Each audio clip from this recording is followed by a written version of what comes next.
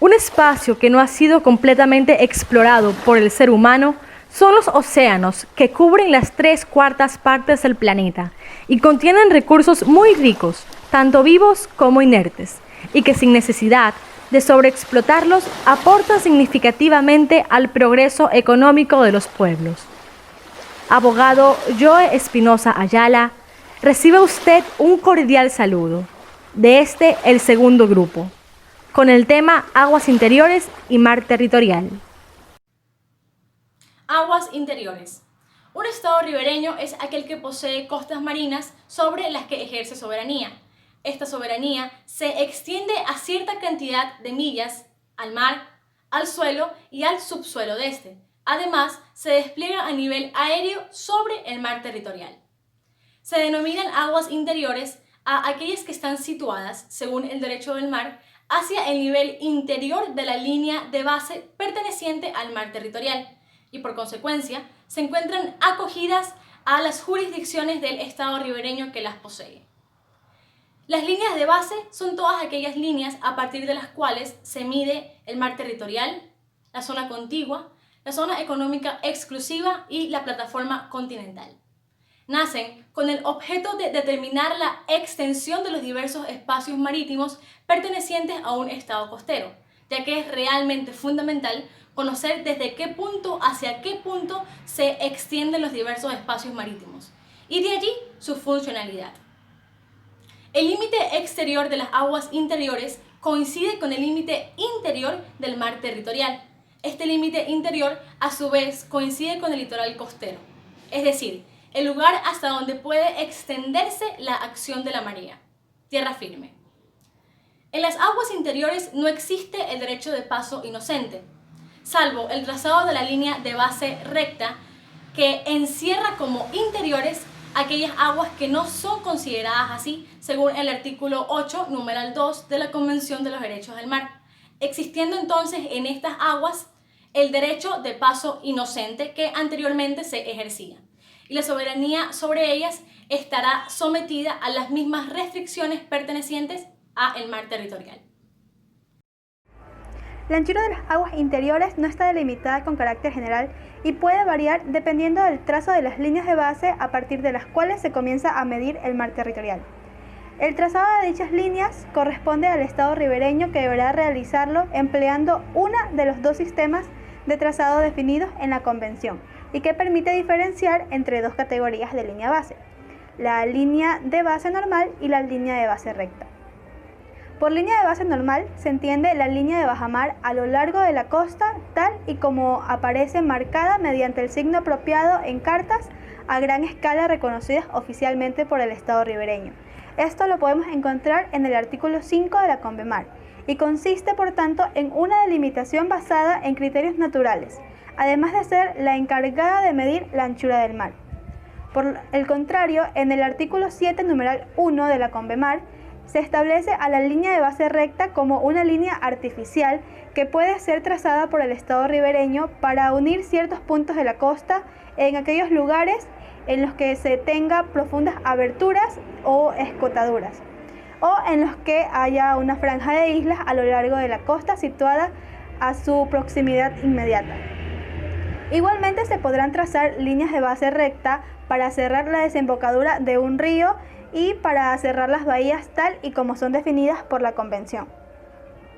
En definitiva, las líneas de base recta permiten al estado ribereño realizar un trazado homogéneo de sus líneas de base, teniendo en cuenta las peculiaridades de una costa especialmente recortada. Se trata de un sistema comúnmente empleado por los países nórdicos en atención a la existencia de los fiordos y que se ha extendido con carácter general a todos los estados.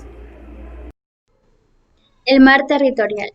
El mar territorial es el sector del océano en el que un estado ejerce su plena soberanía, de igual forma que las aguas internas de su territorio.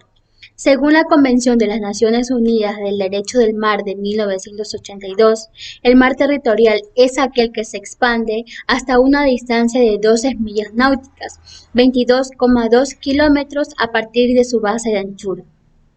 Según el artículo 3 de Convemar, que trata de la anchura territorial, manifiesta que todo Estado tiene derecho a establecer la anchura de su mar territorial, hasta un límite que no exceda a más de 12 millas marinas, a partir de su base de convención.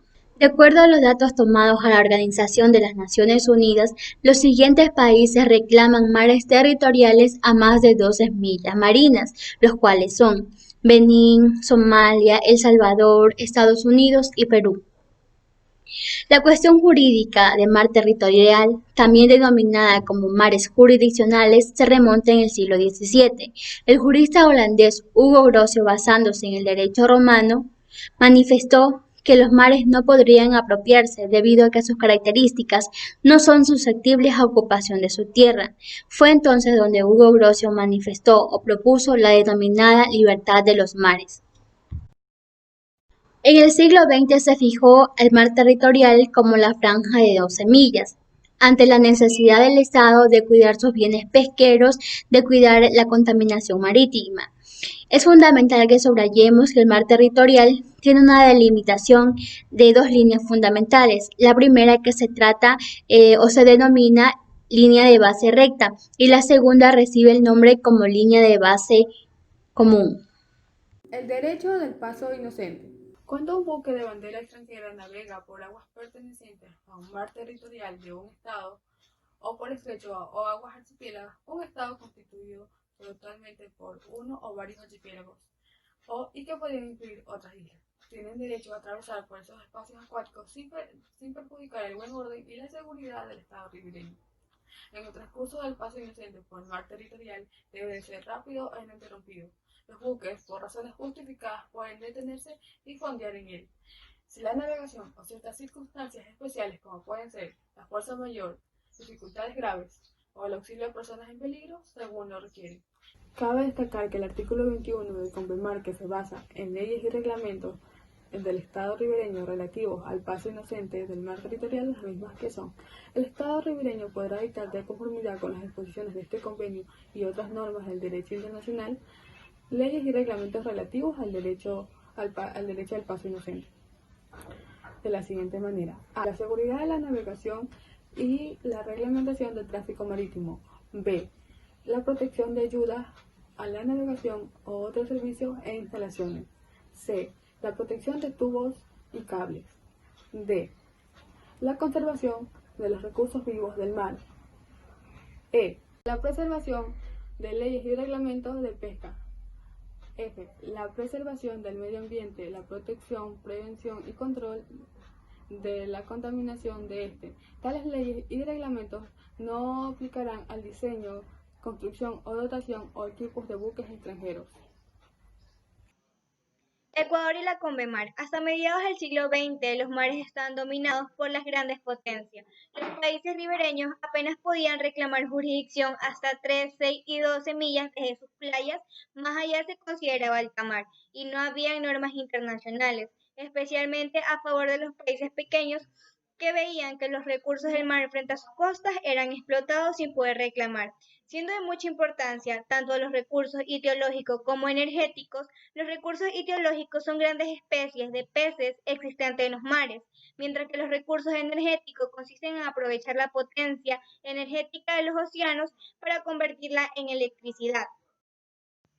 En 1952, con la Declaración de Santiago, empezaron a cambiar las cosas. Los países del Pacífico Sur, Ecuador, Perú y Chile establecieron la soberanía de 200 millas del mar territorial en sus costas.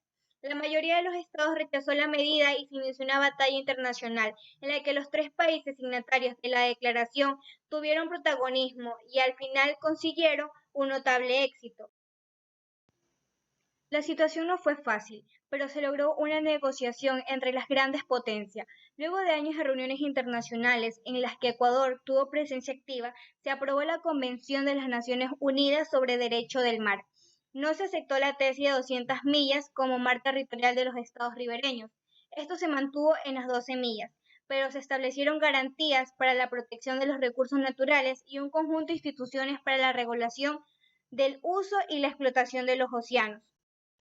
El mar territorial ecuatoriano tiene su fundamento jurídico en la Declaración de Santiago de 1952, donde Chile, Perú y Ecuador proclamaron soberanía hasta una distancia de 200 millas, además una conducta de política internacional conjunta que proclamó al mundo la defensa de las riquezas marítimas de sus zonas costeras, pues muchas de sus especies corrían el riesgo de extinguirse por la explotación indiscriminada de las grandes potencias seguidas de Japón y Rusia. Por lo tanto, todos los recursos, incluyendo los bioacuáticos, los recursos del suelo y subsuelo, pertenecen al Estado ribereño hasta un límite de 200 millas y deben ser protegidos y reglamentados para así obtener una mayor ventaja en el rendimiento. En conclusión, el mar ha sido de vínculo para el comercio y la comunicación entre los pueblos. A través de él se pudo ampliar el conocimiento de la geografía del planeta. Se desplegaron militarmente las grandes potencias y se generó una incipiente en la explotación pesquera, que daría paso más adelante a nuevos recursos económicos. Muchas gracias de antemano por su atención brindada, esperando que nuestra exposición haya sido de vuestro agrado.